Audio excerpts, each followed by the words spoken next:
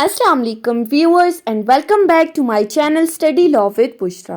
So in today's video we are going to discuss section 173 of CRPC that deals with challan. But before starting the discussion, I request you all to please subscribe to my channel and don't forget to press the bell icon for latest updates. Do share this video with your friends and don't forget to comment your feedback. So let's move towards the discussion. Section 173 of CrPC का अगर आप title देखें या पूरी CrPC को देखें तो कहीं भी वर्ड चालान यूज नहीं हुआ। हमेशा कहा गया है कि ये क्या है, रिपोर्ट ऑफ पुलिस ऑफिसर है।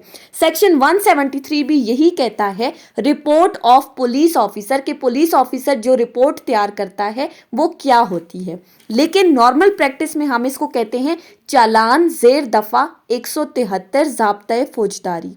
सो अगर इसकी क्लॉज 1 को देखें तो क्लॉज 1 कहती है every investigation under this chapter shall be completed without unnecessary delay, कि इस चैप्टर के अंदर पुलिस जितनी भी इन्वेस्टिगेशन करती है उसको बगैर किसी ताखीर के, किसी गैर ज़रूरी ताखीर के कंप्लीट होना मस्ट है, कंपलसरी है कि पुलिस ने अपनी इन्वेस्टिगेशन कंप्लीट करनी है। And as soon as it is completed, और जैसे ही ये इन्वेस्टिगेशन मुकम्मल हो जाती है, the officer in charge of police station जो कि एसएचओ है, shall through the public prosecutor, तो उस एसएचओ के लिए कंपलसरी है कि वो क्या करेगा, through public prosecutor number 1 forward to a magistrate empowered to take the cognizance of the offence on police report। इस रिपोर्ट को उस मैजिस्ट्रेट को भेजेगा जिस मैजिस्ट्रेट के पास कॉग्निजेंस है इस पुलिस रिपोर्ट के अंदर जो ऑफेंस मेंशन्ड है उसको सुनने की। यानी कि इस पुलिस रिपोर्ट के अंदर जो ऑफेंस लिखा गया है उस ऑफेंस की कॉग्निजेंस जिस मैजिस्ट्रेट के पास है उस मैजिस्ट्रेट को ये रिपोर्ट भेजी जाए, a report in the form prescribed bye provincial government, और जो ये रिपोर्ट तैयार की जाएगी ये बिल्कुल उसी तरीकाकार के मुताबिक तैयार की जाएगी जो प्रोविंशियल गवर्नमेंट ने बताया है। अब प्रोविंशियल गवर्नमेंट ने क्या तरीकाकार बताया है, setting fourth the name of parties, number 1 parties का नाम लिखा जाएगा, secondly the nature of information, कि जो उनको इतला दी गई है वो किस बारे में दी गई है, and the name of persons who appear to be acquainted with the circumstances of the case, यानी कि जो गवाहान हैं उनके नाम लिखे जाएंगे। कोई भी ऐसे बंदे जिनको केस के हालातों वाकयात के बारे में कुछ भी पता है उनके नाम लिखे जाएंगे।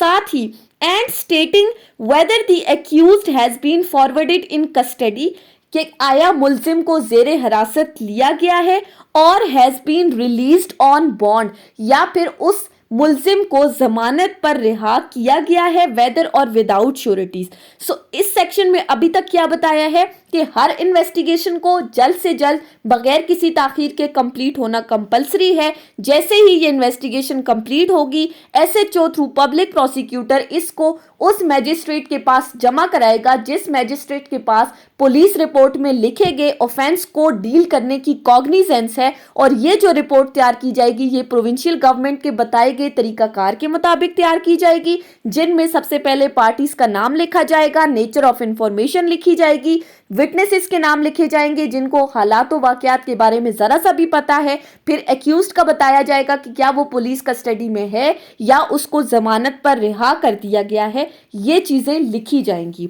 फिर उसके बाद सब सेक्शन 1 का पार्ट बी कहता है communicate in such manner as may be prescribed by provincial government the action taken by him to the person if any by whom the information relating to the commission of offence was first given।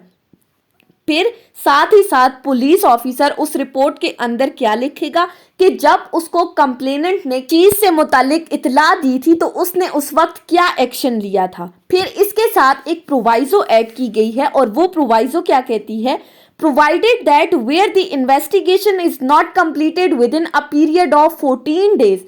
अब जो police officer investigation कर रही है उसके लिए compulsory है कि उसने अपनी 14 दिन के अंदर अंदर ये इन्वेस्टिगेशन पूरी करके कोर्ट के अंदर चालान सबमिट करना है। लेकिन ये प्रोवाइजो कहती है कि अगर आप 14 दिन के अंदर अपनी तफ्तीश मुकम्मल नहीं कर सके from the date of recording of the first information report under one section 154, और इसके सेक्शन 154 के अंदर जब एफआईआर रजिस्टर करवाई गई थी तो उसके बाद 14 दिन के अंदर अंदर अगर पुलिस ने अपनी इन्वेस्टिगेशन पूरी नहीं की तो फिर the officer in charge of police station that is SHO shall within 3 days of expiration of such period, वो एसएचओ क्या करेगा, इन 14 दिन के मुकम्मल होने के बाद 3 दिन के अंदर अंदर forward to the magistrate through public prosecutor an interim report in the form prescribed by provincial government।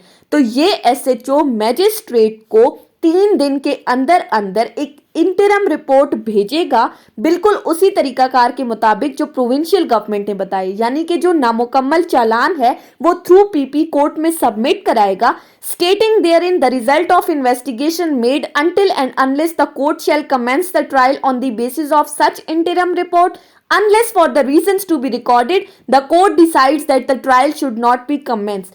अब जब कोर्ट में नामुकम्मल चालान जमा करा दिया तो ये मैजिस्ट्रेट पे डिपेंड करता है कि आया वो इस नामुकम्मल चालान के थ्रू ट्रायल स्टार्ट करता है, या अगर उसको सही नहीं लगता तो वो अपनी रीजंस रिकॉर्ड करने के बाद इनकार भी कर सकता है कि जब तक कंप्लीट चालान कोर्ट में सबमिट नहीं हो जाता उस वक्त तक ट्रायल को स्टार्ट नहीं किया जाएगा। यानी कि इंटरम रिपोर्ट सबमिट हुई, it all depends upon the magistrate. अब ये जो इंटरम रिपोर्ट सबमिट होती है, जो इन्वेस्टिगेशन 14 दिन के अंदर कंप्लीट नहीं होती, ये किस वजह से होती है? फॉर एग्जाम्पल कभी कभी किसी केस में कोई डीएनए की रिपोर्ट में डिले हो जाता है या कोई फॉरेंसिक साइंस लेबोरेटरी की रिपोर्ट नहीं आती, तो जब तक वो रिपोर्ट्स पुलिस को नहीं मिलती पुलिस अपनी तफ्तीश आगे नहीं बढ़ा सकती। तो इस वजह से वो कोर्ट के अंदर नामुकम्मल चालान सबमिट कर देते हैं। अब मैजिस्ट्रेट चाहे तो उस नामुकम्मल चालान के थ्रू ट्रायल स्टार्ट कर दे, चाहे तो वो इनकार कर दे। नॉर्मल प्रैक्टिस में जब तक कंप्लीट चालान सबमिट नहीं होता ट्रायल स्टार्ट नहीं किया जाता। उसके बाद है सब सेक्शन 2। सब सेक्शन 2 क्या कहता है?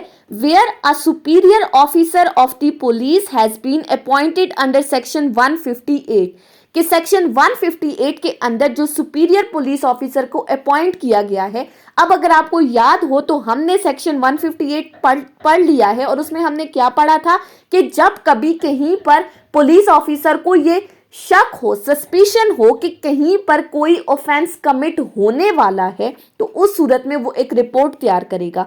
सो ये सब सेक्शन 2 क्या कहता है कि जब सेक्शन 158 के अंदर एक सुपीरियर पुलिस ऑफिसर अपॉइंट हो गया, the report shall in any cases in which provincial government by general or special order so direct be submitted through that officer. तो फिर यही पुलिस ऑफिसर क्या करेगा? मैजिस्ट्रेट को इसकी रिपोर्ट सबमिट करेगा and he may pending the orders of magistrate direct the officer in charge of police station to make further investigation. और magistrate के ऑर्डर आने तक वो एसएचओ को, जो थाने का एसएचओ है, उसको कह सकता है कि वो इस केस में फर्दर इन्वेस्टिगेशन करे। अब सब सेक्शन 3 क्या कहता है?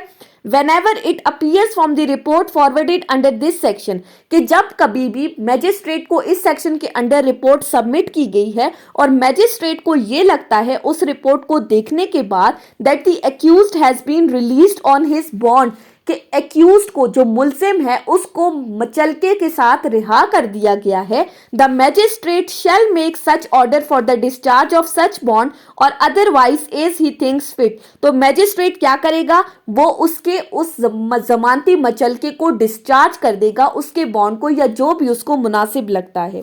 फिर सब सेक्शन 4 कहता है a copy of any report forwarded under this section shall on application be furnished to the accused before the commencement of inquiry or trial।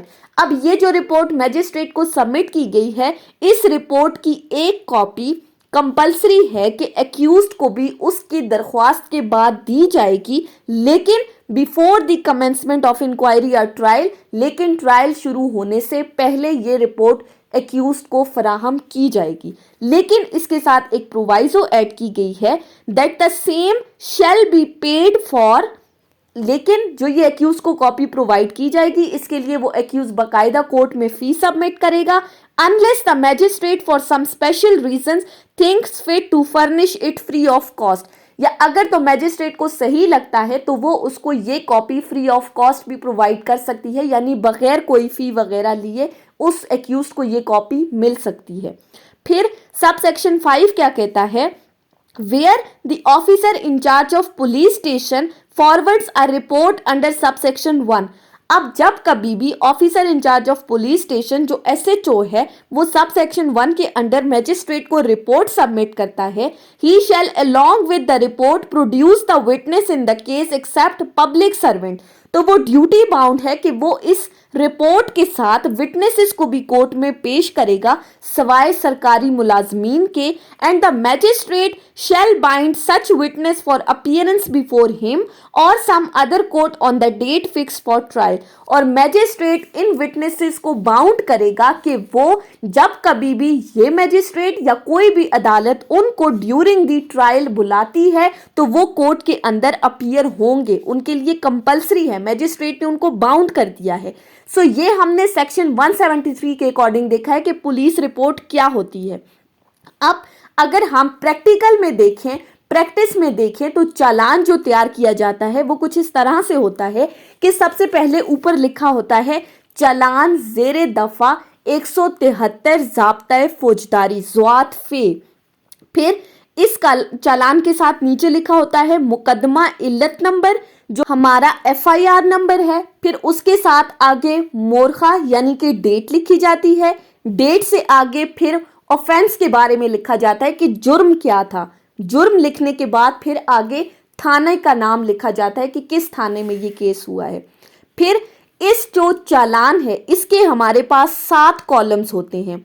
अब इन 7 कॉलम्स में क्या क्या लिखा जाता है इनको हम 1 बाय 1 डिस्कस करेंगे। सो अगर आप गेट के हवाले से याद रखना है तो आपको पता होना चाहिए कि चालान के हमारे पास 7 कॉलम्स होते हैं। नंबर 1 कॉलम में क्या है, नेम ऑफ द कंप्लेनेंट, इतलाए दहिंदा जिसने इतला दी है केस के बारे में, या फिर उसको मुस्तगीस कहा जाता है।